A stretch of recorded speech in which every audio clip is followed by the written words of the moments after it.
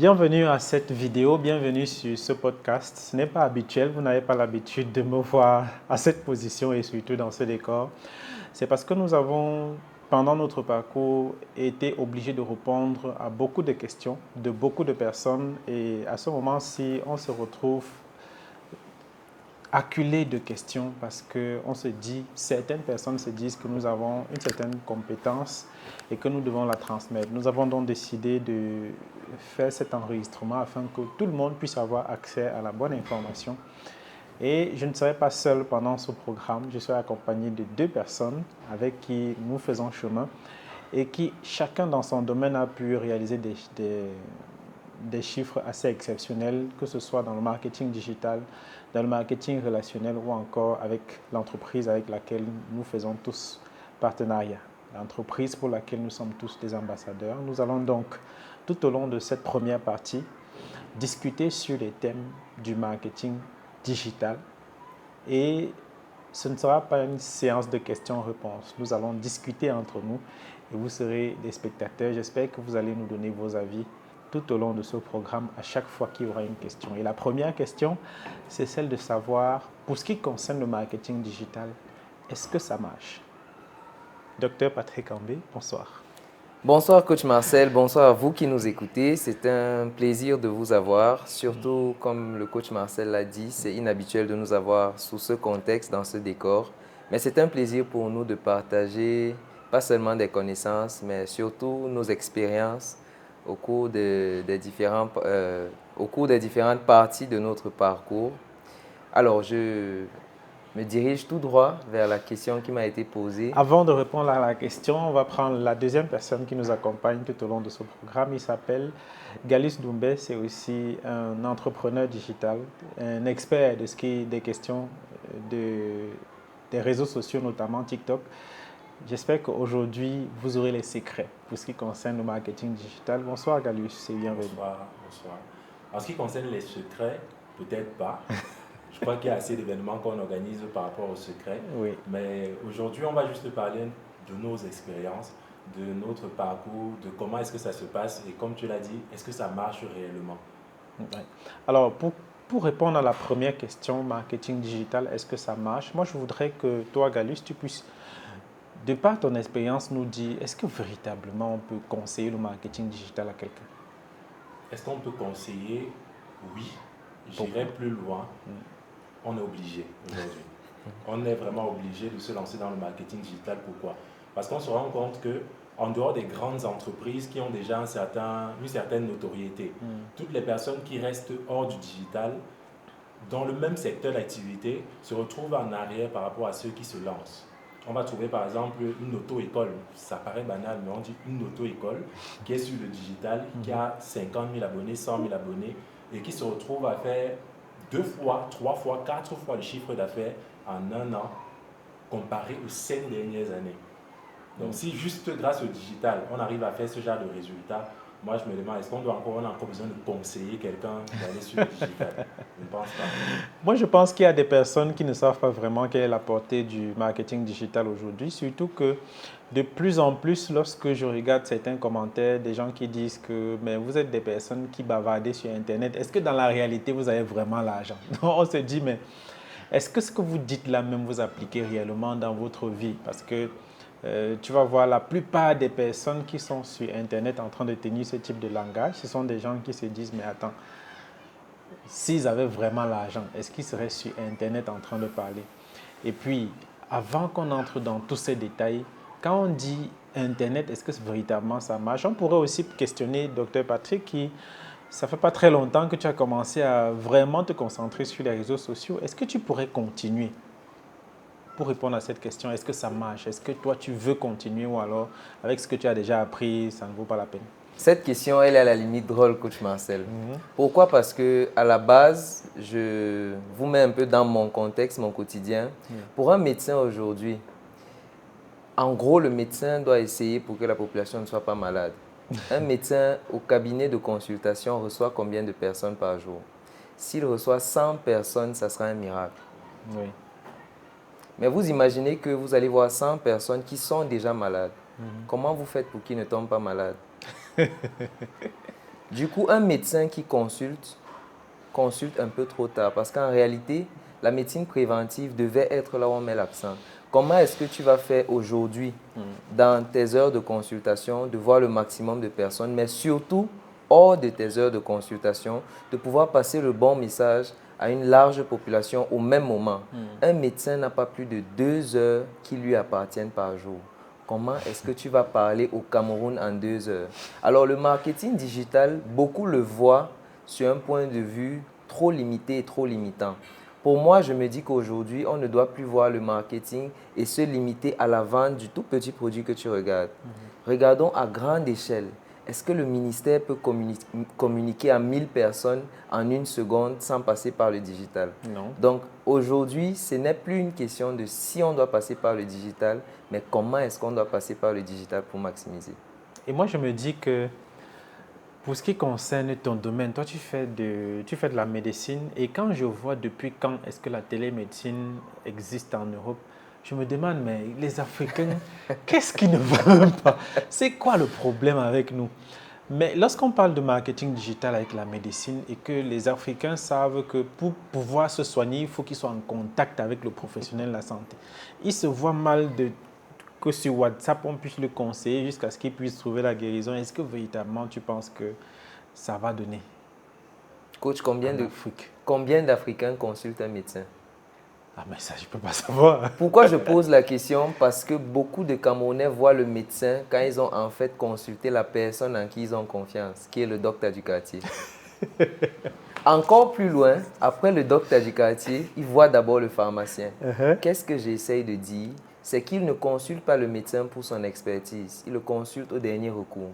Donc en fait, ça rejoint très bien la stratégie du marketing qui est d'identifier un problème et de proposer la solution.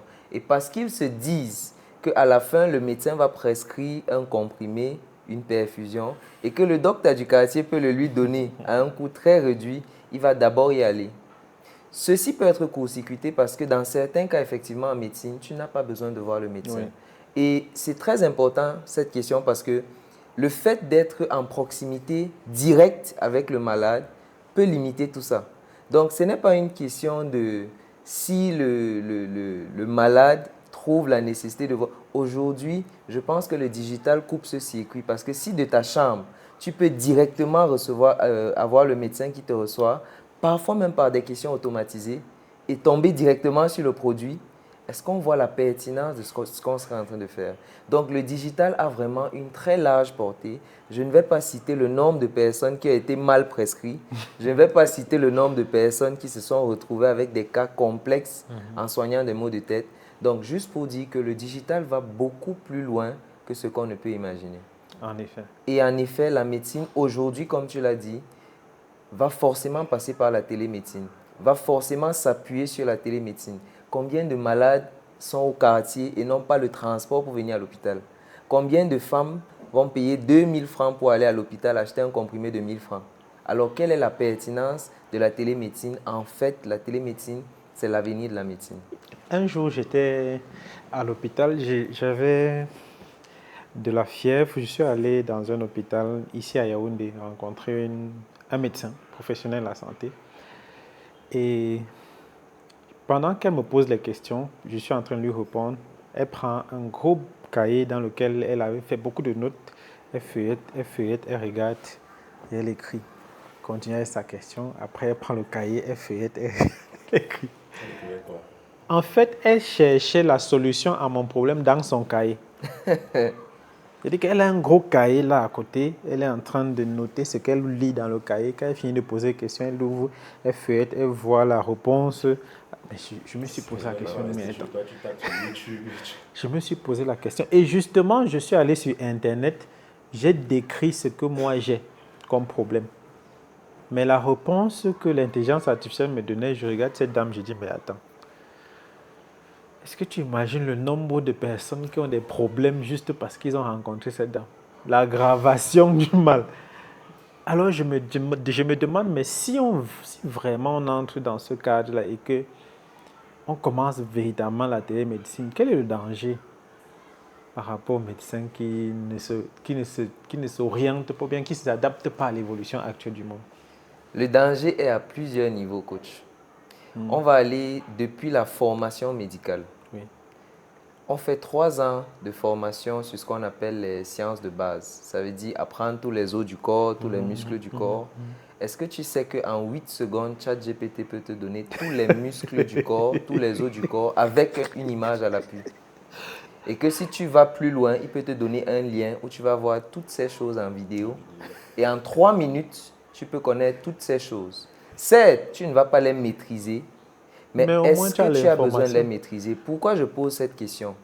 Il y a 100 ans, on devait mémoriser tout le tableau de multiplication. Avec l'arrivée des calculatrices, on a limité au tableau de multiplication par 12, parce que c'était derrière les cahiers. Avec les nouveaux cahiers, il n'y a même plus les tableaux de multiplication par 12. On s'arrête à 10. Et avec le temps, on se pose même la question, est-ce que c'est quoi ça pertinent de ça mémoriser le sert? tableau de multiplication? Pourquoi ne pas inclure d'autres choses qui seront pertinentes? La formation médicale, depuis la formation, doit être revue parce qu'aujourd'hui, tu ne peux pas prendre 3 ans à connaître quelque chose qu'un profane peut connaître en 8 secondes. Ça, ce n'est que la formation.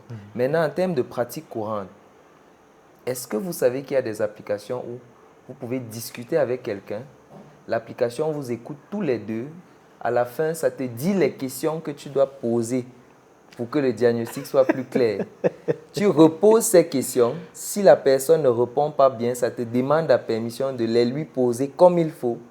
Et quand il répond, ça te donne exactement les diagnostics, les examens à faire et le traitement à faire. Wow. Ça veut dire dans une consultation où un médecin aurait pris 30 minutes, 40 minutes avec beaucoup de réflexion, s'il a mangé, parce que s'il n'a pas mangé, c'est plus grave. Tout ceci peut être fait en quelques secondes. La pertinence de ceci, c'est que l'avenir même de ce qu'on conçoit comme médecin, d'ici peu, un informaticien serait plus précis comme médecin qu'un médecin aujourd'hui. Alors l'informatique, surtout avec l'arrivée de l'intelligence artificielle, ça va tout bouleverser. Pour toi, médecin qui m'écoute, à une époque, tu étais le Dieu parce que tu avais la connaissance. Aujourd'hui, il y a quelque chose qui relie 1 milliard de disques durs et qui peut donner des informations en quelques secondes. Oui. Ce n'est pas d'être bête d'accepter les innovations. Ce n'est pas du tout bête d'accepter les innovations, mais c'est sage de les embrasser. Donc, je te conseille, toi, de revoir comment tu vois ta pratique courante parce que les choses ont changé. Maintenant, quand on parle de médecins, forcément, certains vont dire que ça ne les concerne pas. Mais Gallus, quand toi, tu as commencé, toi, tu étais quoi? À quel moment exactement? Je veux dire, quand tu commences le marketing digital, avant le marketing digital, c'était quoi ta Avant vie? le marketing, moi j'ai un bac F3. Oui, je suis électricien de base, mais j'ai arrêté au baccalauréat. Les gars comprennent déjà. L'école s'est passée comme ça devait se passer. J'ai aussi une formation en réseau informatique. Mais pendant que je faisais la formation, j'étais déjà sur le digital. La deuxième année, je paye ma formation en maintenance informatique avec l'argent du digital. Je ne termine pas ma formation. Je ne dis pas, il demande pas aux gens d'aller, de suivre l'exemple. Si vous pouvez fréquenter, fréquentez. Mais grâce à la compétence que j'ai pu apprendre justement sur Internet pendant des années de recherche et grâce au réseau que j'ai pu me faire sur Internet, aujourd'hui je vis uniquement de ça. Alors moi, je voudrais savoir, parce que les gens vont se dire que le marketing digital, c'est quelque chose qui est très compliqué, il faut une certaine formation, il faut... Quelles sont les notions? Qu'est-ce qu'il faut? Comment ça marche? Comment ça marche vraiment le marketing digital? Comment je peux expliquer ça terre à terre? Marketing digital, pour moi, c'est prendre ton téléphone et faire des publications, entre autres. Maintenant, comme tu as parlé de formation, je ne vais pas dire qu'il ne faut pas une formation. Non. Il faut un apprentissage. Je peux utiliser plutôt ce terme. C'est important d'apprendre, tout comme tu fais 15 ans, 16 ans à l'école pour pouvoir sortir et maîtriser un domaine. Le marketing digital devient aujourd'hui comme une école que tu dois aussi apprendre. Tu peux le faire par toi-même, tu peux aller beaucoup plus vite en prenant d'autres personnes, mais ce qui est certain, c'est que tu dois pouvoir comprendre comment ça marche. Maintenant, je dis, tu prends ton téléphone, tu fais des publications, c'est une façon de dire que tu ne dois pas te tracasser la tête. Parce qu'il y a tellement de personnes qui attendent, par exemple, ce niveau de caméra pour pouvoir commencer. Ce n'est pas le cas. C'est pas important. Il y a tellement de personnes qui ont eu des millions d'abonnés avec un iPhone 6. Je suivais encore des vidéos dernièrement par rapport à ça. Donc, il a commencé sur TikTok avec un iPhone 6. Il a eu son million d'abonnés et aujourd'hui, il tourne avec ses caméras. Avec l'argent qu'il a reçu avec l'iPhone 6. Oui. Et moi-même, je sais que j'ai commencé le marketing digital avec un téléphone pour écrire. Il fallait voter comme... Je suis très sérieux. Il fallait voter comme ça, tu écris. Maintenant, pour écrire peut-être M, tu reviens comme ça, tu écris M ensuite. Mais réellement, c'est ça en fait. C'est dire, je n'ai pas de limite. Ou bien, je n'ai pas, comment je peux appeler ça, de contraintes tout de suite. J'ai mon téléphone, c'est bon. C'est le e-tail, c'est n'importe quoi. Commence avec ce que tu as. Et surtout, continue de faire des recherches. Mais ça marche en fait. C'est vrai que ça marche. Oui. Je comprends très bien. Mais est-ce que ça marche pour tout le monde? Qui peut faire le marketing digital? Tout le monde. Tout le monde. Oui. Genre, c'est un peu demander qui peut faire le marketing digital, c'est un peu comme demander qui peut vivre. Parce que chacun a sa personnalité, chacun a sa façon d'être, chacun a sa façon de travailler. Maintenant, toi qui es médecin, tu peux faire le marketing digital dans la médecine. Maintenant, chacun a sa façon d'être. Il y a plusieurs types de médecins avec leur personnalité, leur façon d'être. Réussir le marketing digital, c'est réussir à montrer qui on est et à faire apprécier aux autres qui on est. Je ne sais pas si on voit. Très bien. Que ce soit dans les textes que tu écris, parce qu'on dit ce qu'on veut. La façon d'écrire, par exemple, ta façon d'écrire sur Facebook, ça ne sera pas sa façon, ça ne sera pas ma façon. Et les gens, je vais dire ça comment, les gens s'associent plus à toi. On peut faire le même contenu, mais ils s'associent plus à ta façon de faire qu'à ma façon de faire. Donc, tout le monde peut faire le marketing digital, peu importe le secteur d'activité dans lequel tu es. Bon, il y a certains qui vont répondre à ça en disant il y a des métiers où il vaut mieux se cacher, on ne parle pas d'eux, mais réellement, tout le monde peut faire le marketing digital. L'objectif, c'est de montrer qui tu es, comment, ce que tu veux exprimer aux gens. Et quand on parle de marketing digital, forcément, le mot qui revient très souvent, c'est plateforme. Oui. Et aujourd'hui, l'Internet, c'est le médium. Mais quelle plateforme choisir? Comment choisir une plateforme? Quelle est la meilleure? Et pourquoi est-ce qu'on doit se rebattre ou se spécialiser sur telle ou telle plateforme? Il n'y a pas vraiment... Tu n'es pas obligé de te spécialiser sur une plateforme. Tu peux aller sur toutes les plateformes. Le seul conseil qu'on donne, c'est de ne pas sur toutes les plateformes en même temps. Ça veut dire, moi j'ai commencé sur TikTok. Bon, j'ai commencé sur Facebook. Facebook m'a un peu dépassé parce que je ne faisais pas vraiment de recherche. Je faisais sur Facebook parce que j'étais dans un environnement où tout le monde était sur Facebook. Okay? Donc, je suis allé sur Facebook. Ensuite, je suis allé sur TikTok. Et là, j'avais un objectif derrière et j'ai pu, grâce à cet objectif, faire des recherches, apprendre tout ce qu'il y avait à apprendre pour pouvoir réussir. Et j'ai eu mes résultats. Un autre peut aller sur YouTube, où aujourd'hui même encore, je suis déjà sur YouTube. Ça veut dire j'ai eu mon résultat sur Facebook, sur TikTok, je pars sur YouTube. YouTube est en train de prendre. Maintenant, si on doit parler de se spécialiser en fonction de ce qu'on veut proposer, là par exemple, on peut dire, ok, toi tu veux faire des contenus longs, tu pars sur YouTube. Toi tu veux faire des contenus pour avoir une certaine viralité, tu pars sur TikTok. Facebook, c'est si tu veux faire des textes et peut-être des... Personnellement, moi je ne maîtrise pas Facebook. Ça, c'est peut-être lui qui va nous expliquer pourquoi est-ce qu'il va choisir Facebook et pas TikTok. Mais de ce que moi je sais, TikTok c'est la viralité, YouTube c'est un certain professionnalisme et Instagram c'est la vente de rêve. Sauf que sur toutes ces plateformes, si tu comprends comment ça marche, tu auras les résultats. Cette phrase, je l'aime beaucoup.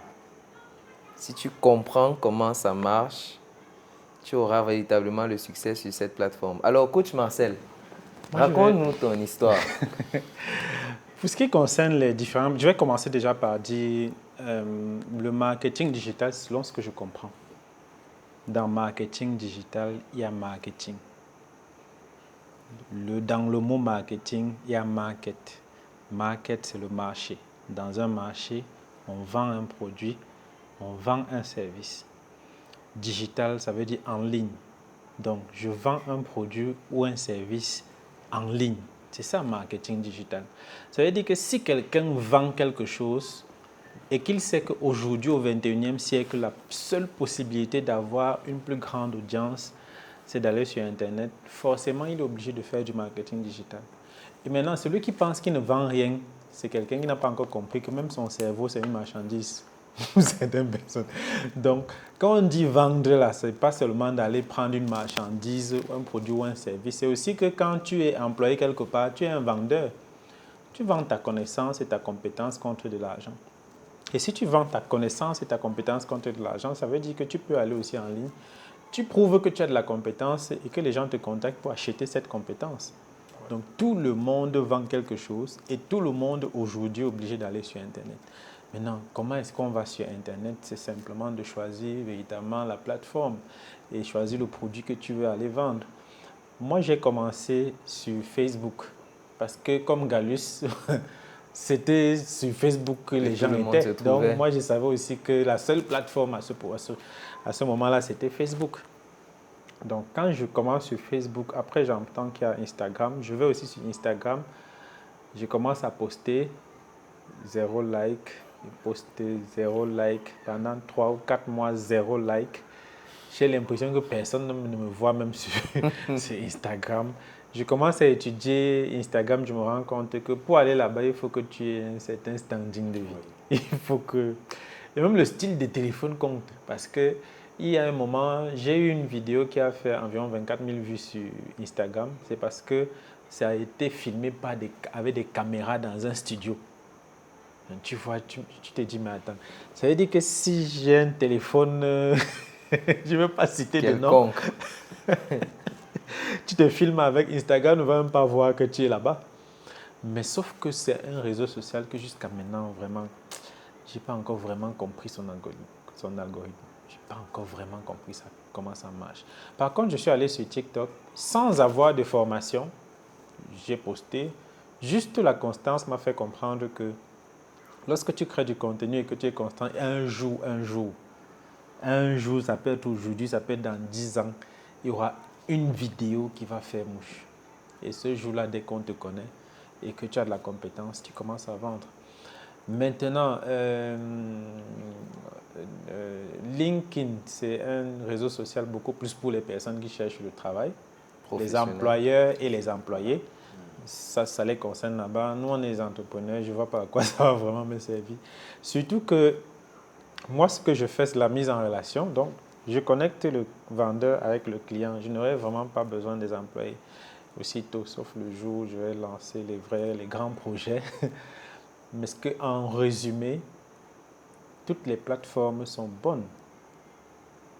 Parce que si on va dans la définition ou bien dans l'historique de ces plateformes, Facebook a été créé pour rappeler les anniversaires des gens.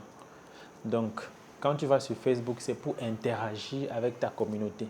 C'est pour rester connecté avec les gens, pour partager ton quotidien, tes informations avec eux. Quand tu vas sur YouTube, c'est la meilleure université gratuite au monde. Ça veut dire que quand tu vas sur YouTube, c'est que tu veux transmettre une compétence. C'est pour ça que ce sont les vidéos longues. Parce qu'il faut qu'au courant, que tu fasses vraiment quelque chose qui va donner une compétence à quelqu'un. Et tu ne peux pas le faire en 3 secondes, en 3 minutes. Il faut bien que ce soit quelque chose qui est assez long et structuré, de sorte que quand quelqu'un a fini d'écouter ça, qu'il ait quelque chose de plus. Maintenant, TikTok, les gens dansaient dessus, non? Ça fait que c'était un réseau social qui avait été créé pour que les gens puissent... Mais aujourd'hui, c'est en train de prendre une certaine tournure. C'est que les gens qui apportent du contenu professionnel commencent déjà à prendre un peu plus de visibilité sur YouTube, sur TikTok par rapport à ceux qui venaient danser ou bien ceux qui venaient faire de la comédie. Parce que de plus en plus, même celui qui danse commence à se fatiguer. Il se dit que mais depuis que je danse là, ça me donne quoi? Et maintenant, si on veut entrer dans la monétisation, c'est encore autre chose. Quand on reste dans la plateforme à choisir, c'est en fonction de tes orientations, tes objectifs. Qu'est-ce que tu es allé là-bas faire? Si tu es allé pour danser, TikTok, c'est la meilleure plateforme pour toi. Si tu es un comédien, TikTok, c'est la meilleure plateforme pour toi. Si tu veux vendre une compétence, YouTube, c'est la meilleure compétence, c'est la meilleure plateforme pour toi. Mais il faut aussi savoir que YouTube, c'est une plateforme qui est beaucoup sollicitée par la diaspora. Ça veut dire que si tu veux partager une compétence sur YouTube, il faut que tu sois sûr que tu dois être très pointu. Parce que la diaspora a une certaine compétence. Ils ont une certaine façon de voir les choses. Ils ont une certaine manière d'analyser. Donc, si tu pars là-bas avec les bêtises, tu sais ce qui va se passer. Tu vois ce qui va se passer. Exact. Personne ne va te... Et puis, on va te clasher. Et maintenant, Facebook, c'est le marché mondial. C'est pour les vendeurs. C'est la plateforme où il y a le plus de personnes connectées au monde. Et donc, forcément, tu vas trouver ton client de quoi que ce soit là-bas. Donc, si tu vends quelqu'un, il y a un client là-bas qui va acheter. Tu vois, donc voilà un peu. Alors, coach Marcel, très détaillé tout ce que tu viens de dire. Et je pense à celui qui nous écoute là. On parle de faire une vidéo longue, faire danser, devenir viral. Tout dépend de ton objectif. Il y a des gens qui ne savent même pas c'est quoi leur objectif. Lui, il sait qu'il est habitué à aller au travail, revenir. En fait, la véritable question, c'est par où est-ce que tu conseilles celui qui commence dans l'entrepreneuriat, qui commence et qui est en train de vouloir chercher une certaine visibilité, qui est en train de vouloir bâtir une certaine communauté. Parce que je me dis qu'à la base, même pour vendre ton expertise, il faut d'abord que les gens puissent connaître cette expertise. Donc, c'est vrai que chacune de ces plateformes, comme tu l'as si bien dit, Galus et toi, mais par où est-ce que tu conseillerais ce jeune entrepreneur? Je ne sais pas par son âge, mais par son expérience dans l'entrepreneuriat. Alors, pour commencer, il faut déjà premièrement que la personne puisse découvrir sa propre passion. Parce que lorsqu'on va sur le digital, c'est pour partager une certaine expérience, c'est pour partager des contenus, c'est pour créer du contenu. Et tu ne vas pas créer du contenu dans un domaine que tu n'aimes pas. Parce que si tu parles de ce que tu n'aimes pas, l'internaute, lui, voit, il sait. Il sait que ça ne t'intéresse pas ce que tu es en train de dire. Donc, il y a des domaines dans lesquels, quand tu parles, tu ne lis pas quelque part. Tu n'es pas en train de te perdre dans tes mots. On a l'impression que c'est toi-même qui as créé le domaine que tu es en train de vouloir expliquer aux gens là. C'est par là qu'il faut commencer. Et chacun d'entre nous a un domaine dans lequel, quand il commence à parler, quand il commence à expliquer, quand il commence à agir, on sent que voilà son domaine de définition.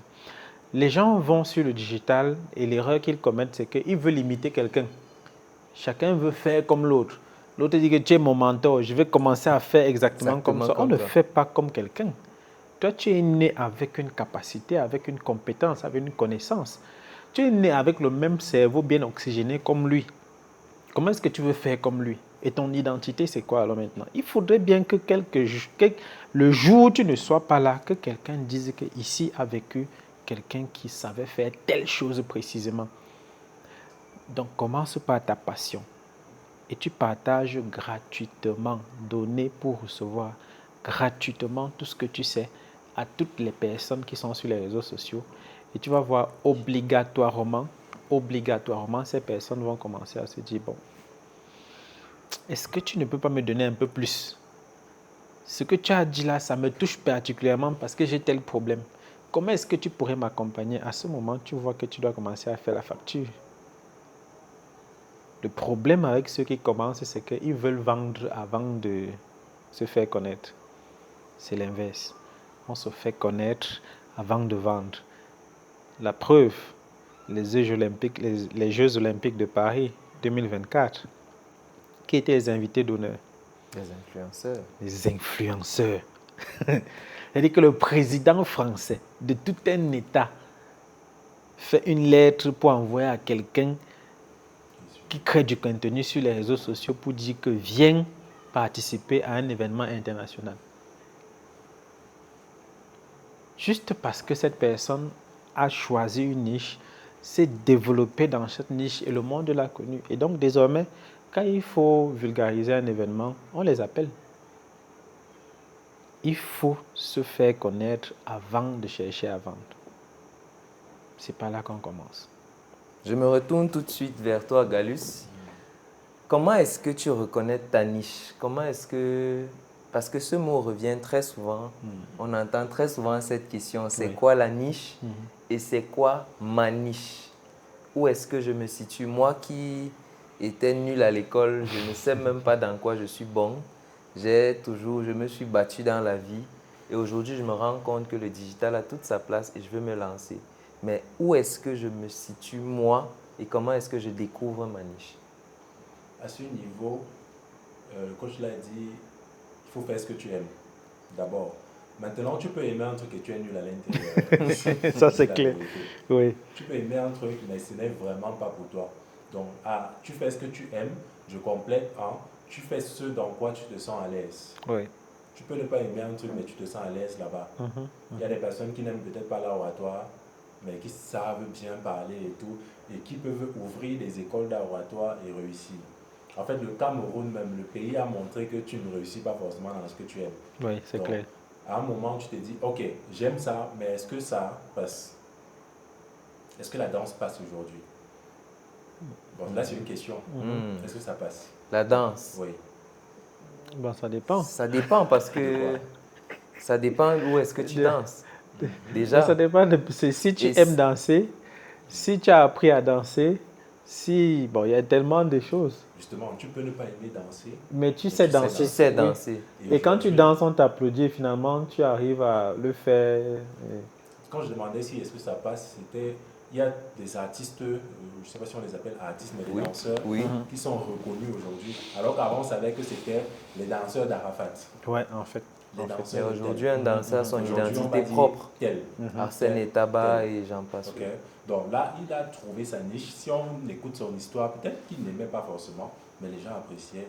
Et un jour, il est allé sur le digital et aujourd'hui, il est ce qu'il est ou ils sont ce qu'ils sont. Donc, trouver sa niche, c'est ça. Maintenant, il y a d'autres personnes qui sont déjà dans leur niche. Et ceux-là, il ne faut pas aller chercher loin.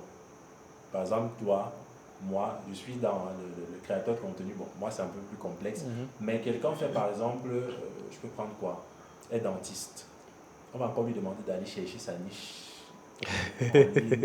Non. Il se concentre sur son secteur d'activité. Oui, c'est ça sa niche. Comme j'ai dit tout à l'heure, en dehors des cas extrêmes, peu importe le secteur d'activité dans lequel tu es, si tu as la bonne stratégie, vu que de toute façon tu as des clients qui viennent vers toi en présentiel, le seul truc qu'il a fait, c'est faire ce que tu fais déjà en présentiel et tu dupliques. C'est tout. Maintenant, tu écoutes dans ceux qui ont compris comment ça fonctionne pour éviter de faire 6 ans et venir dire que c'est l'arnaque. Cette phrase me captive tout de suite. Tu écoutes ceux qui savent, qui ont déjà compris comment ça marche. Qui ont compris comment ça marche. Mais est-ce qu'on comprend vraiment le parcours sur le digital sans laisser les plumes? Parce que forcément, de tous ceux que j'ai rencontrés, il y a une chose qui ressort presque toujours, c'est qu'il y a toujours des expériences très difficiles, très douloureuses parfois, avec des pertes énormes. Alors, je pose tout de suite la question, quelles sont les erreurs qu'il faut éviter une fois qu'on se lance sur le digital? Coach Marcel. Ça dépend aussi de la plateforme que tu as choisie, premièrement. Premièrement, ça dépend de la plateforme que tu as choisie parce que les algorithmes de toutes les plateformes-là sont vraiment différentes l'une par rapport à l'autre. Ce qui est accepté ici n'est pas autorisé là-bas. Ce qui est autorisé sur un type de page n'est pas autorisé sur un autre type de page sur la même plateforme. Il y a tellement de choses qui changent et Facebook particulièrement, ce qui est la plateforme que j'ai le plus côtoyée jusqu'ici, change ses lois toutes les 24 heures.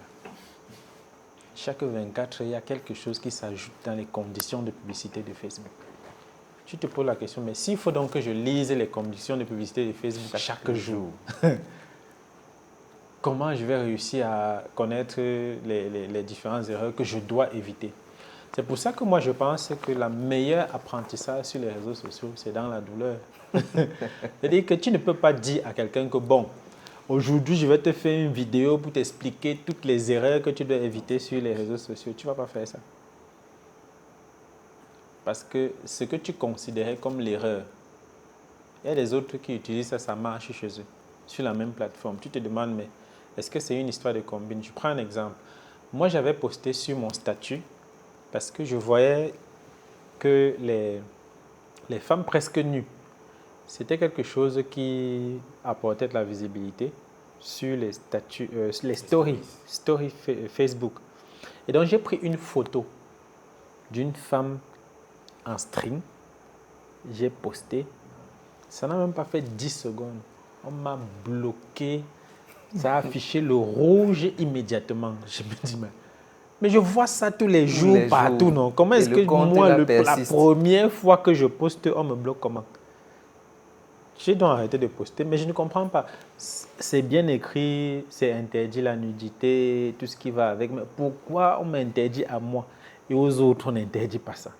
Ce n'est pas la même marque de stream. Qu'est-ce qui ne va pas? Tu vois, tu as l'impression que, bon, est-ce que véritablement la plateforme, là, moi je peux, pour ce qui concerne les erreurs, ce que je peux dire, c'est la première erreur que moi j'ai commise au début, c'est que je parlais de tout au même moment. Quand il s'agit de l'actualité, je parle. Je parlais aussi de politique, je parlais d'entrepreneuriat, je parlais de salariés. Donc tout ce qui je vois, tout le sujet que je vois et que je peux entamer, je peux dire quelque chose, forcément j'ai dit. Malheureusement, ce que j'ai remarqué, c'est que tout le monde ne peut pas être. En fait, quand tu parles de tout, finalement, tu n'as pas de compétences. Les gens ne s'intéressent pas vraiment à toi. Il faudrait bien que tu sois capable de prendre un seul sujet. Tu ne parles que de ça jusqu'à ta présence en ligne parce que personne ne peut jamais réussir à parler tout sur un sujet. Il y aura toujours à dire, il y aura toujours des innovations. Surtout si tu parles de marketing digital, comment est-ce qu'un jour tu vas manquer quoi dire? Mais tu ne peux pas parler de marketing digital, tu parles de la politique, tu parles de la science, tu parles de la médecine, tu parles de compléments alimentaires, tu parles des livres, tu parles des accessoires.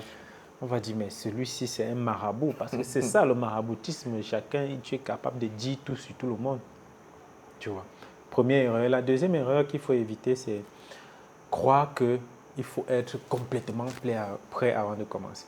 Vraiment, j'ai besoin de tous les appareils, j'ai besoin de faire le shooting, si j'ai besoin de iPhone 16 Pro Max, si je ne suis pas encore un excellent orateur, je ne peux pas commencer. L'une des choses qui me réussit le plus, c'est que quand les gens vont sur ma page pour mener des enquêtes, ils voient là où j'ai commencé, ce que j'avais posté.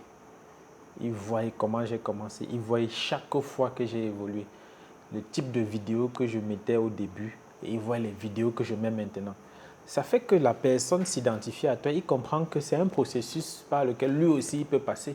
Tu peux commencer là où j'avais commencé ou même plus que là où j'avais commencé ou même moins que là où j'avais commencé et tu arrives.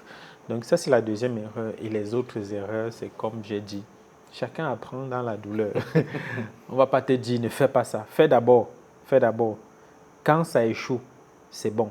Parce que comme ça a échoué, tu vas te réévaluer et puis tu vas innover pour pouvoir faire avancer les choses. Ce que j'ai dit, c'est qu'il faut que tu crées du contenu, que ça échoue pour que ça puisse te permettre d'innover pour pouvoir t'améliorer.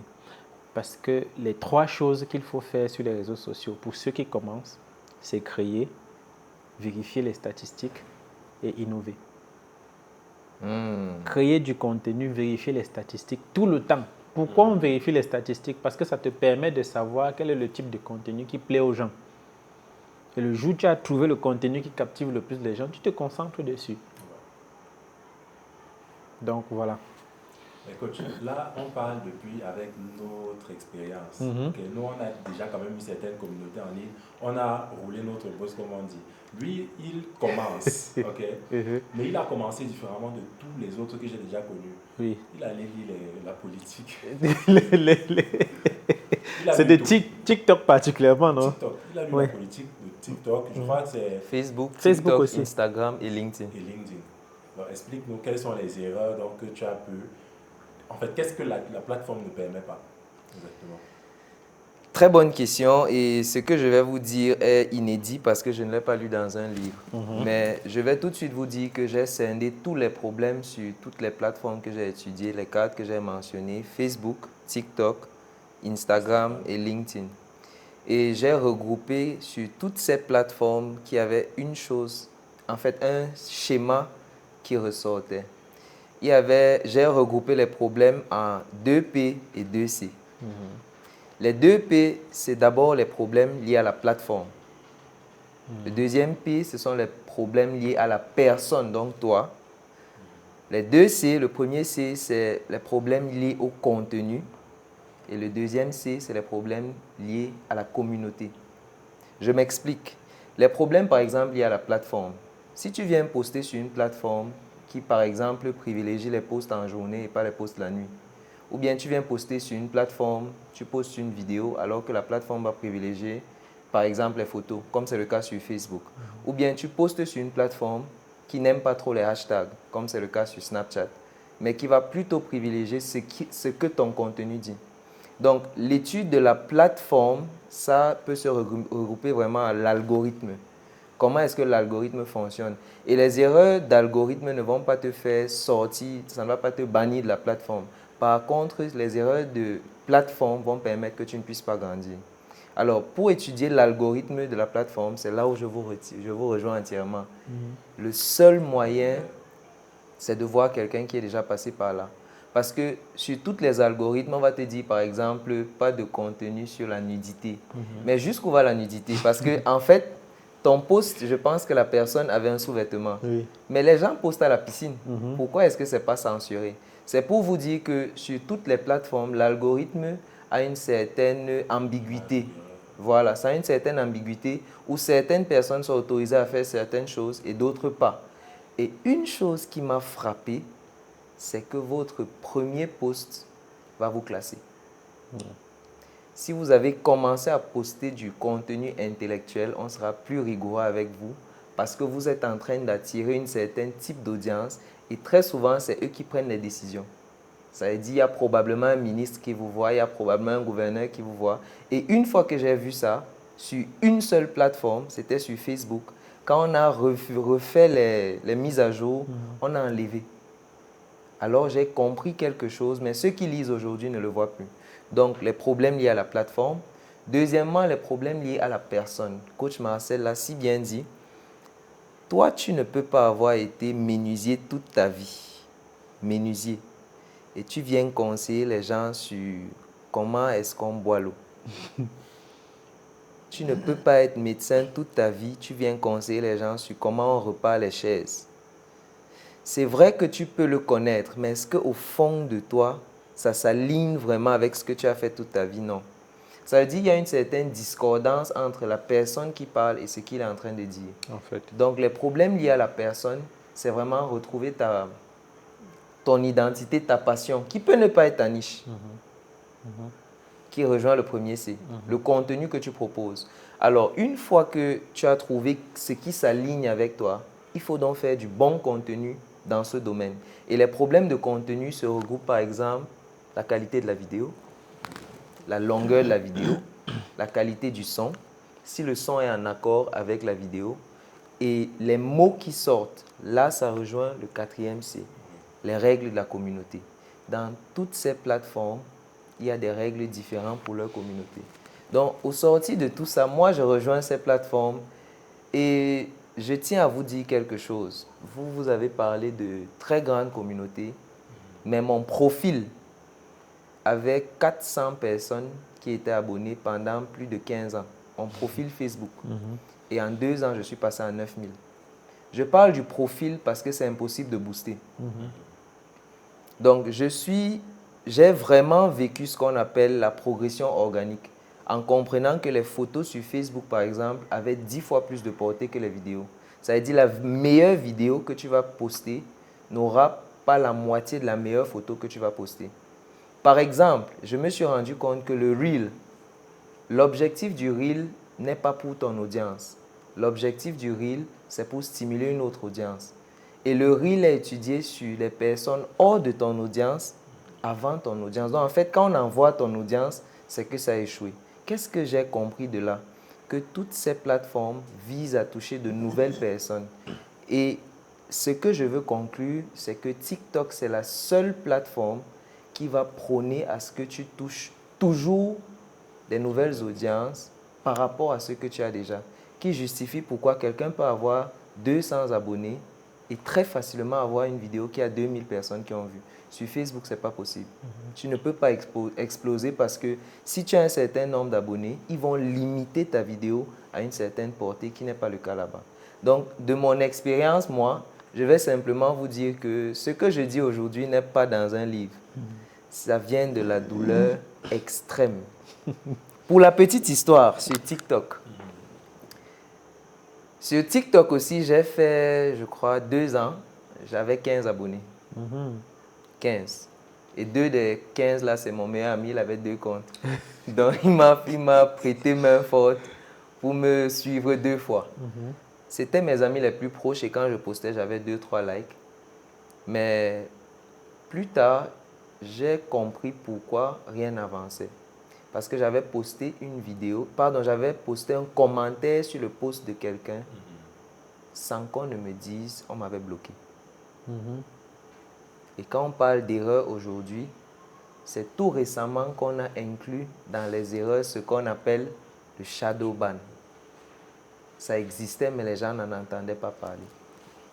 Donc, vous pouvez être bloqué sans même être au courant. Oui. Et j'ai souffert pendant beaucoup d'années parce que ça passait sur Facebook, mais je ne comprenais pas sur TikTok. Pourquoi ça ne passe pas? Donc, ces erreurs, ce que je vais vous dire, c'est que vous devez vous lancer. Vous devez, comme il a dit, poster, trouver qui vous êtes, trouver votre identité, vous améliorer. On n'améliore pas ce qu'on ne mesure pas et on ne mesure pas ce qu'on ne fait pas. Et en le faisant, vous allez vous-même trouver ce qui marche et ce qui ne marche pas.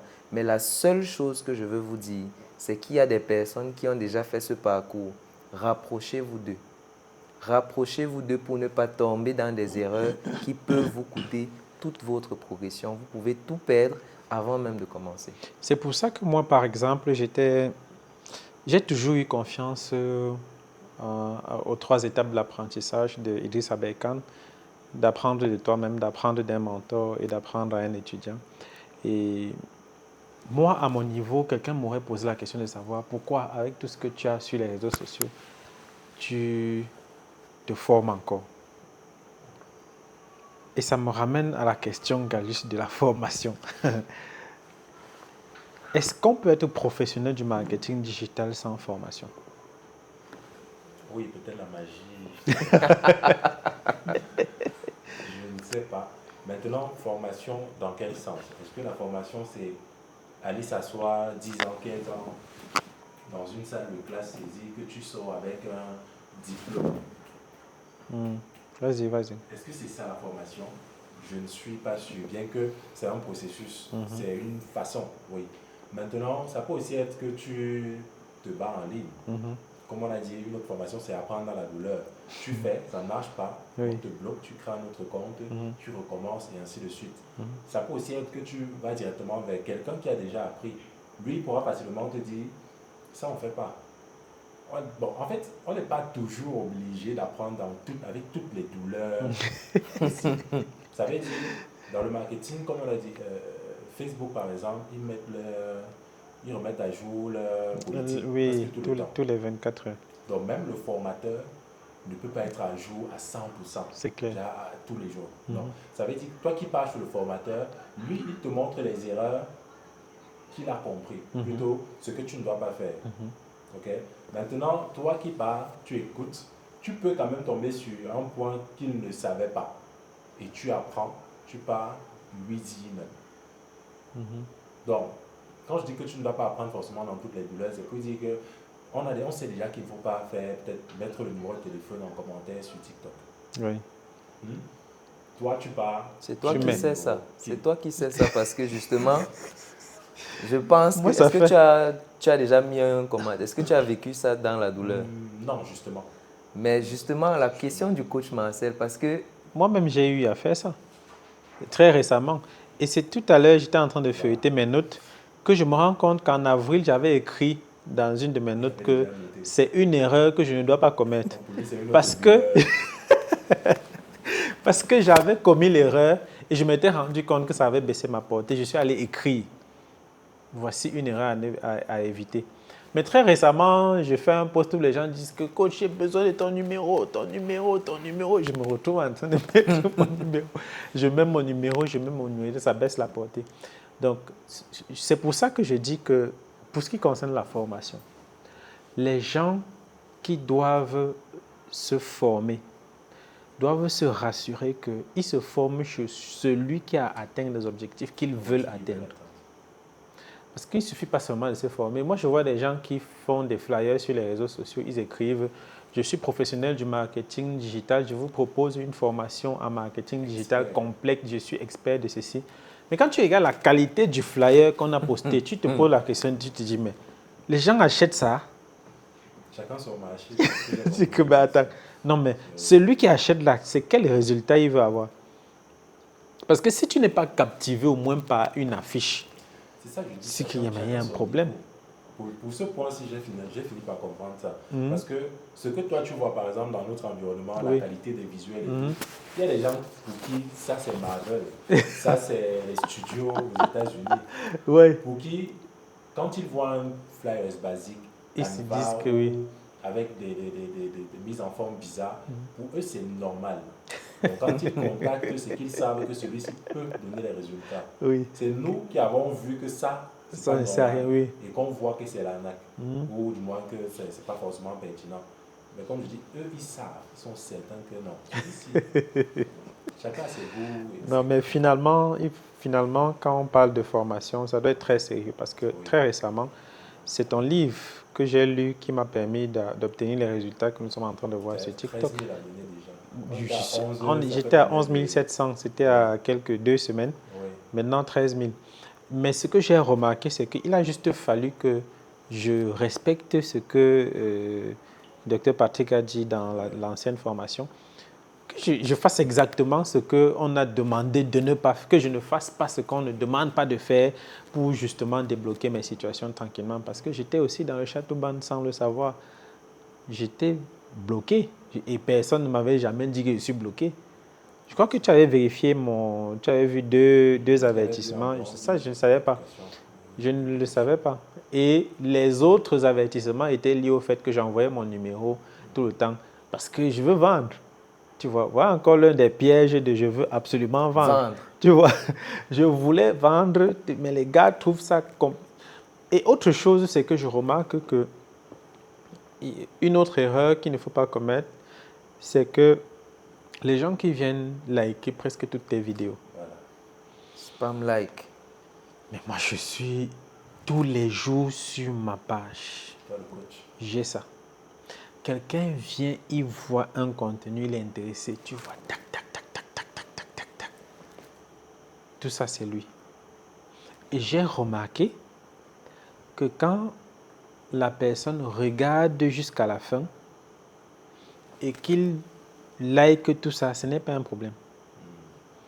Mais une personne qui vient juste liker comme s'il était en mission, comme s'il était en mission là, on considère que c'est un robot. Mais qu'est-ce qui te fait croire? Qu'est-ce qui te fait savoir? Comment est-ce que tu vas faire pour dire à la personne que mon frère, il y a même quoi avec toi? Coach, je pense que c'est pour ça qu'il faut suivre les formations parce que quelqu'un qui est passé par un certain chemin sait exactement ce que ça lui a coûté. Exact. Et je vais prendre 2 conseils dans ce sens, par exemple. Tout le monde sait que beaucoup de personnes, à la fin de sa vidéo, il y a certaines personnes qui ont des phrases typiques, par exemple, longueur d'onde, par exemple, ajoutant de la valeur et j'en passe. Ce que j'ai vu certaines personnes faire, c'est qu'à la fin de leur vidéo, ils donnent un conseil qui rappelle aux gens de ne pas faire certaines choses sur leur contenu. Ça, c'est un conseil. Ça veut dire, à la fin de sa vidéo, il a 4 secondes ou il a 2 secondes pour passer un message lié à son contenu, protéger son contenu. Et les 2 dernières secondes qui, par exemple, vont faire que le contenu soit une boucle. Ça veut dire, la fin va accrocher avec le début, ou les 2 dernières secondes vont remettre en avant son identité. C'est un exemple, par exemple. Le deuxième conseil, c'est que j'ai vu un compte que j'ai gardé où chaque 5 vidéos, la 6e vidéo, c'était une vidéo où la miniature disait en gros de ne pas avoir un certain comportement sur son compte. Je ne veux même pas employer les mots parce qu'on ne sait pas où la vidéo va aller. Mais juste pour vous dire que quand vous suivez quelqu'un qui est tombé, et j'ai compris pourquoi il faisait ça sur 6 vidéos, parce que si vous regardez comment les vidéos sont organisées sur TikTok, vous allez voir que c'est les rangées de 3. Ça veut dire après 5 vidéos, la 6e vidéo fait que tu ne peux pas voir 6 vidéos sans voir une vidéo où il te dit de ne pas faire certaines choses. Donc chaque 5 vidéos, la 6e vidéo, le début ou la fin précisait de ne pas avoir un certain comportement.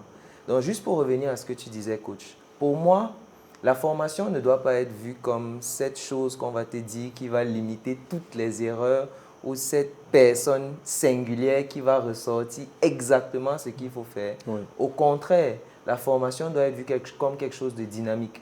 Ça veut dire aujourd'hui, je peux te faire une formation sur les erreurs à éviter, mais dans 5 mois, je te refais une formation sur les erreurs à éviter et je donne peut-être 10 erreurs dans les 2 formations qui n'ont rien à voir les unes avec les autres. Donc, sur les réseaux, vraiment, il faut être ouvert d'esprit, il faut être réceptif, il faut être enseignable, mais aussi il faut oser. Parce que tu vas probablement trouver l'erreur que moi, je n'ai pas trouvée. Exact. Donc, maintenant, pour terminer avec ce sujet marketing digital, les gens, comme je le disais tout à l'heure, il y a des gens qui vont te dire que est-ce que véritablement vous bavardez sur les réseaux sociaux, le résultat est où, le concret c'est quoi? Hein? Parce que est-ce que vraiment, on a vu celui qui nous a donné les caméras qui nous dit que mais est-ce que j'entends que le téléphone peut permettre aux gens de gagner de l'argent, mais est-ce que vous êtes même sérieux là? Est-ce que ce que vous dites là, vous êtes même sérieux?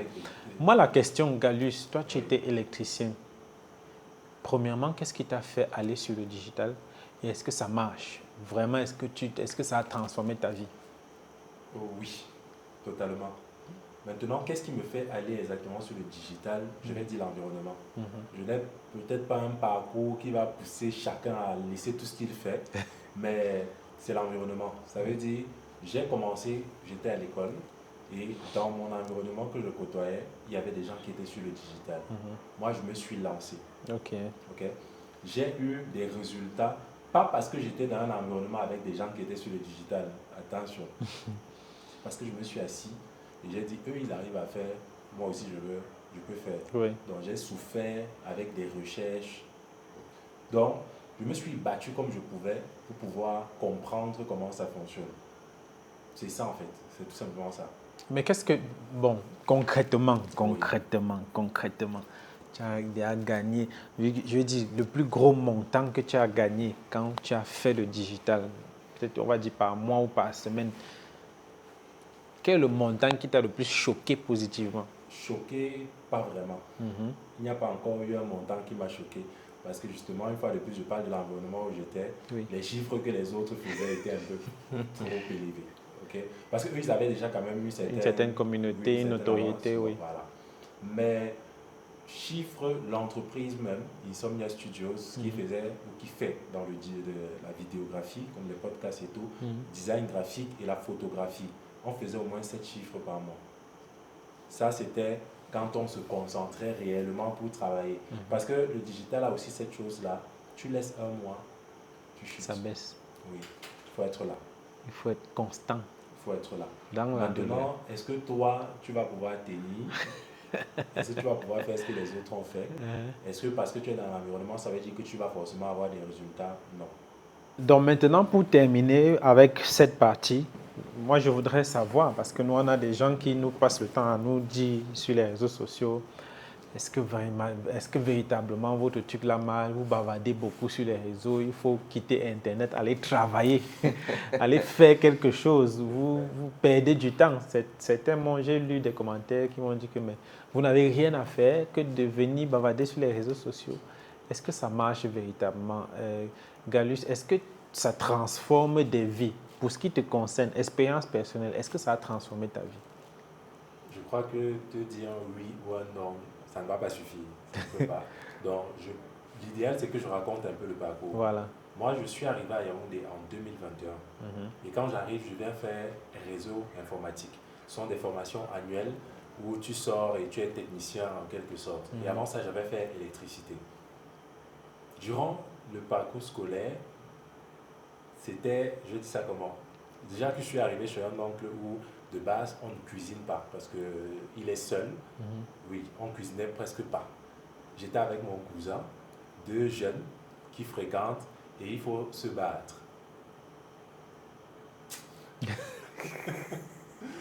c'est que parfois, il y avait des jours où on se retrouvait, on n'a pas 200 pour manger. Ça veut dire on va cotiser pour acheter le tapioca pour manger. Il y avait la famille naturellement. Et jusqu'à un moment, tu te dis, bon, je suis déjà quand même assez grand et je ne vais pas toujours courir derrière. Donc pour moi, c'était ça un peu mon challenge quand j'arrivais ici.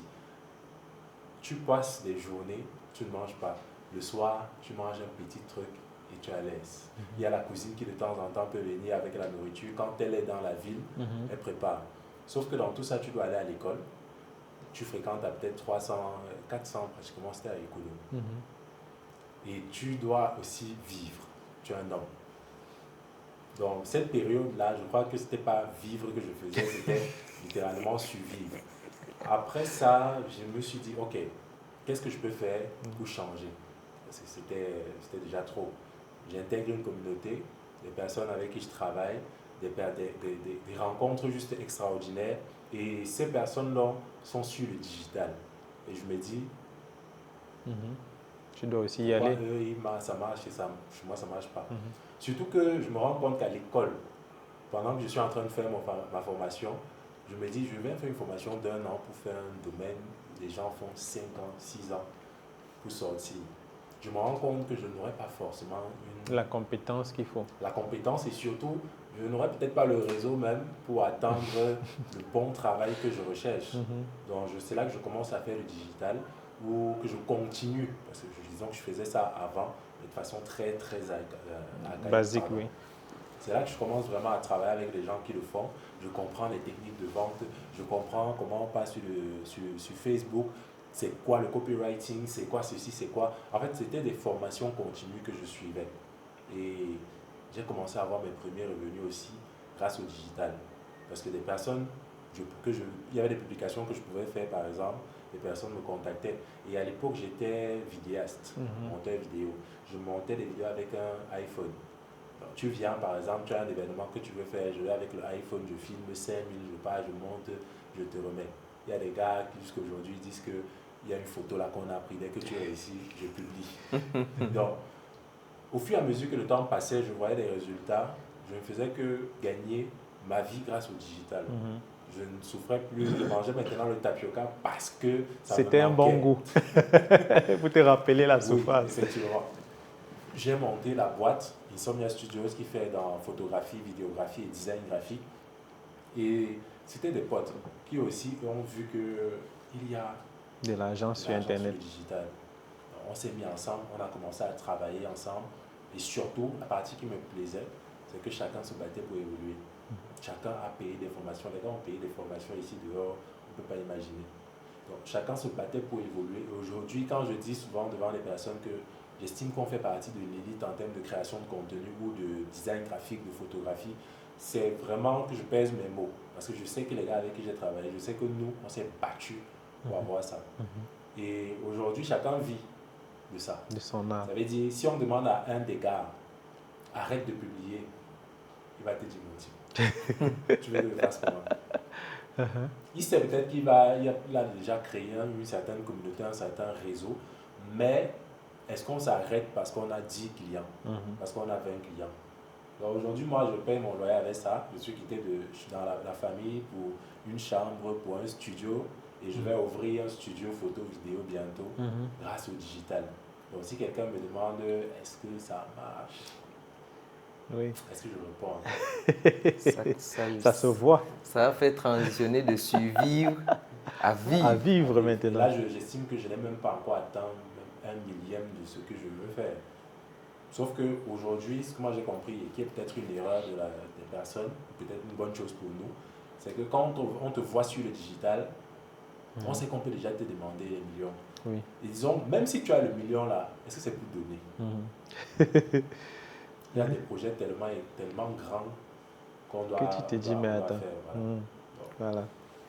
Coach Marcel, quand j'écoutais l'histoire de Gallus, il y a quelques 2-3 phrases qui m'ont captivé parce que lui, quand même, il a eu le privilège d'avoir une transition douce. Ça veut dire qu'il a vu des gens autour de lui qui faisaient quelque chose et qui l'a captivé. Pour cette personne qui nous écoute ou pour cette personne qui n'a aucune idée que ça le concerne? Et surtout pour cette personne, comme moi, qui est professionnel dans un certain domaine, qui a une certaine connaissance aiguisée, mais qui ne sait pas comment est-ce qu'il va se reconvertir ou associer ce qu'il est en train de faire au marketing digital. Qu'est-ce que tu peux nous dire par rapport à ton expérience, toi, vis-à-vis du marketing digital? Comment est-ce que tu as fait tes premiers pas? Dans la douleur. Dans la douleur. Tu sais, quand je regarde un peu mon parcours, je me demande, et quand je l'écoutais dire il y a eu des moments où il n'a pas mangé et tout ça. Quand je faisais premier à Douala, je vais effectivement chez mon oncle, et chez lui, c'était un homme aussi, il sort le matin, il rentre le soir, il ne veut pas savoir si tu as mangé, si tu n'as pas mangé, ce n'est pas son problème. Lui, il souffre d'abord, donc si tu veux ajouter ta souffrance, tout ce qu'il savait, c'est que tu dors dans la même maison que lui. C'est tout. Alors, j'étais arrivé au niveau, quand je finis l'école, je commence à marcher jusqu'à là où je vois la fête. J'entre, je mange bien. Maintenant, je rentre étudier, je dors, le lendemain, je continue. Il est arrivé un moment où je suis tombé malade, j'ai guéri sans prendre de médicaments. Parce qu'à un moment de la maladie, je me suis posé la question que bon, je vais mourir comment? Je me suis posé la question que bon, même si, est-ce que c'est possible que je me soigne alors? Qui va m'acheter le médicament?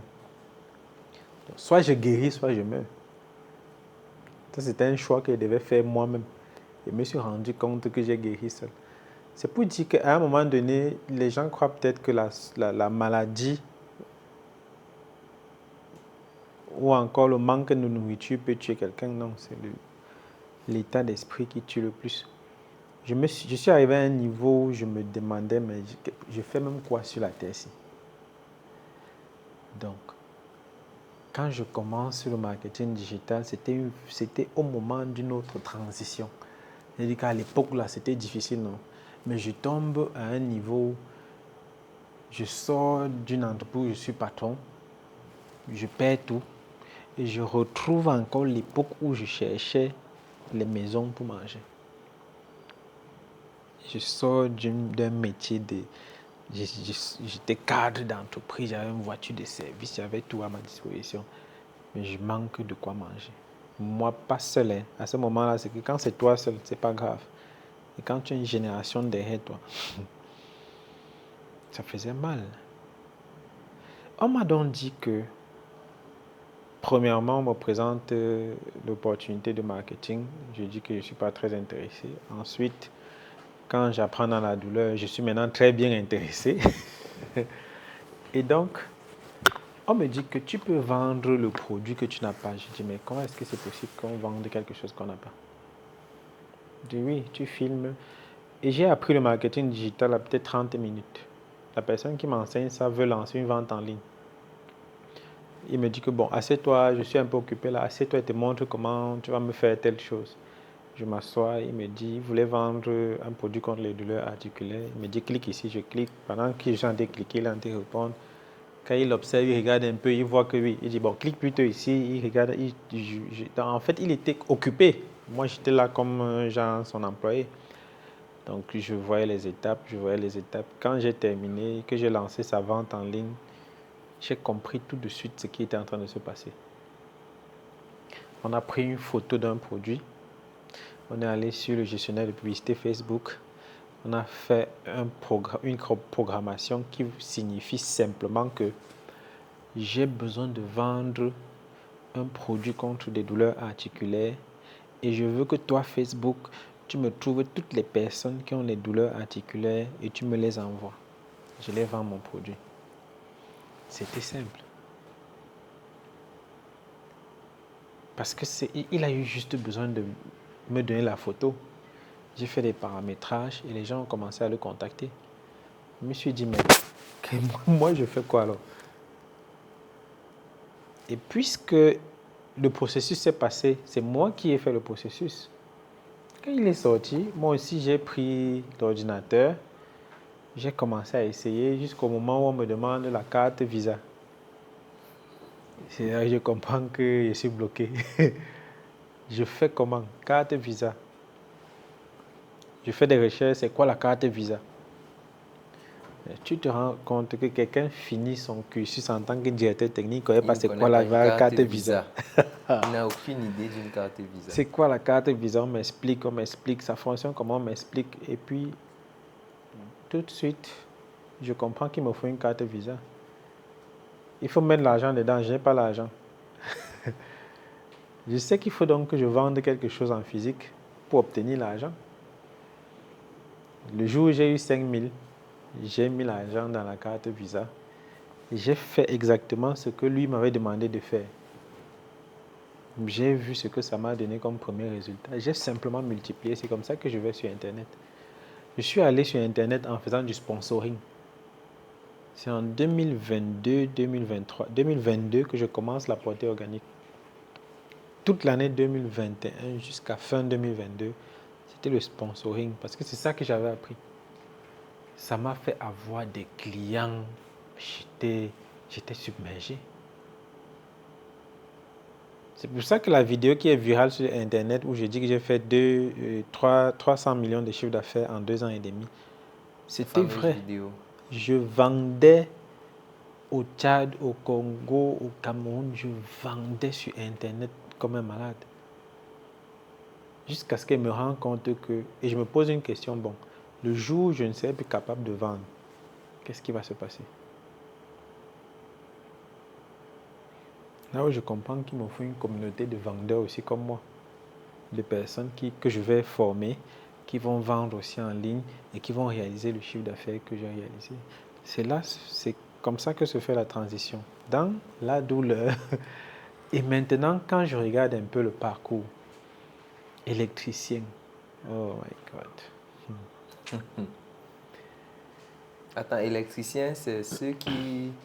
Je dis, quand je regarde un peu tout mon environnement, tous ceux avec qui nous on coupe le courant, tous sont encore très pauvres. Très pauvres, tous.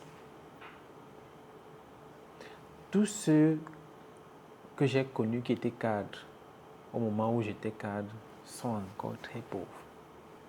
Tous, certains ont perdu leur emploi, d'autres souffrent, d'autres ont sombré dans l'alcool. Dans ma famille, de ma génération, je suis la seule personne à rouler dans une voiture gros cylindrée. La seule. Je suis la seule personne de ma grande famille à avoir été en Chine 2 fois. C'est pour ça que la plupart trouvent que je suis dans une loge. Pourquoi? Parce qu'on pense que est-ce que c'est possible pour quelqu'un de rester dans une maison pendant longtemps? On ne le voit pas sortir, on ne le voit pas porter une charge, on ne le voit pas aller dans un bureau, on ne connaît pas son lieu de travail. Mais il sort, il achète la voiture. Il sort, il part en Chine. Il sort, il part à Dubaï. C'est quoi il y a quoi dans la chambre là? Mais la réponse c'est qu'il y a un téléphone connecté sur Internet. Et c'est dans ce téléphone que tout se passe. Parce que si on prend les cas des personnes les plus riches au monde, Jeff Bezos, lui, il vend quoi? Le patron d'Amazon. Lui, il connecte celui qui a besoin du produit avec celui qui a le produit. Amazon vend quoi? Alibaba vend quoi? Pareil. Jack Ma connecte les usines aux grossistes et aux détaillants. Tu veux acheter, tu vas sur sa plateforme, tu achètes un produit que lui n'a pas fabriqué. Ce sont ces grossistes, ce sont ces usines qui fabriquent, on passe par lui pour acheminer le produit. Uber vend quoi? Est-ce que c'est lui qui a les taxis? Il a juste Yango à quel taxi? Ils ont juste leur plateforme. Tu as besoin d'aller quelque part. Celui qui a acheté sa voiture avec son argent, il utilise la plateforme Yango pour t'amener là où tu veux partir et c'est Yango qui gagne l'argent. Yango gagne un plus grand pourcentage que celui qui a acheté la voiture. Avec son argent. 60-40. Ça veut dire que toi, tu achètes ton taxi avec tous les risques. Demain, là, tu peux faire l'accident. Yango n'aura aucun problème. Hein. Il n'aura aucun problème. Il trouve une autre personne qui a son taxi et il continue son business. Et c'est ce que j'ai compris avec Internet. Nous sommes un peu comme des apacheurs. L'apacheur, c'est quoi? Lui, il prend la marchandise à la boutique. Il va sur le terrain, il présente. Tu veux la marchandise, celui qui veut acheter, achète. Il repart donner l'argent du vendeur et il a ses commissions. Qui est la personne entre l'apacheur et le boutiquier et le grossiste qui gagne le mieux? C'est l'intermédiaire. C'est l'intermédiaire. Parce que je peux vendre les produits de tout le monde, mais je n'ai aucun produit. Je peux avoir le bénéfice chez vous tous. Le jour où tu chutes, je pars chercher une autre personne. Le jour où ta boutique se brûle, je pars à côté. Je te souhaite quand même les condoléances. Je pars à côté. Ça fait que le type de bénéfice que je peux avoir, tu ne peux jamais avoir ça. C'est pour ça que tu es surpris du type de revenu que je peux avoir. Premièrement, parce que tu ne comprends pas. Deuxièmement, parce que tu ne veux pas comprendre. Troisièmement, parce que tu as peur de comprendre. Parce que tu te dis, bon, le million, hey. Moi-même, j'avais peur du million jusqu'à ce que je commence le marketing digital. Mon premier million, dès que j'ai vu le message de ce qu'on m'avait envoyé, je suis allé prendre ça vite. Parce que je ne voulais pas qu'on pense que... Donc, en fait, je ne voulais pas qu'on m'appelle pour dire que, s'il vous plaît, on a envoyé de l'argent dans votre compte là, et est-ce qu'on peut récupérer? J'ai pris ça. Et l'attitude que j'avais, c'est que tu te rends compte que quand tu as l'argent, tu as peur de tout le monde. C'était ma première fois de prendre taxi-course. J'ai pris taxi-course pour rentrer. Il ne faut pas que quelqu'un me serre à côté. 1 million. Et en quelques jours, le million là est fini. C'est là où je me suis rendu compte que tu valorises le million parce que tu n'as pas encore. Le jour où tu auras le 1 million là, tu vas comprendre qu'il te faut 10 pour t'en sortir. Quand tu as 10, tu comprends qu'il te faut 20 pour t'en sortir. Et si tu n'atteins pas un certain niveau, si tu ne n'ouvres pas ton esprit à comprendre vraiment ces choses-là, tu ne peux même pas chercher à atteindre un certain niveau. Donc moi, je conseille à toutes les personnes qui regardent cette vidéo de chercher à comprendre et d'aller à la bonne source chercher la bonne information, surtout chez les personnes qui ont déjà fait, on a vu. Et lorsque vous allez lorsque vous allez vous former et que vous allez commencer à appliquer ce que vous avez reçu comme formation, forcément, les résultats ne mentent pas. Donc, je vous conseille de contacter une des personnes que vous avez regardées sur cette vidéo pour commencer votre chemin vers le succès grâce au marketing digital. Parce que le temps n'attend personne. Parce qu'on a besoin véritablement de tout le monde, mais on n'attendra personne. Ceux qui seront les premiers sont ceux qui vont gagner le plus. Aujourd'hui, le marketing digital nous permet de réaliser des choses exceptionnelles, mais demain, il est possible que ce soit autre chose. C'est donc le moment de chacun se positionner pour que chacun coupe sa part du gâteau. Comme le disait Dr Patrick Ambet, ce n'est même pas un gâteau, c'est un buffet. Ou encore, c'est un chèque à blanc. Tu viens mettre le montant que tu veux et tu décaisses tout simplement. Donc, à très bientôt pour une prochaine vidéo. Bye.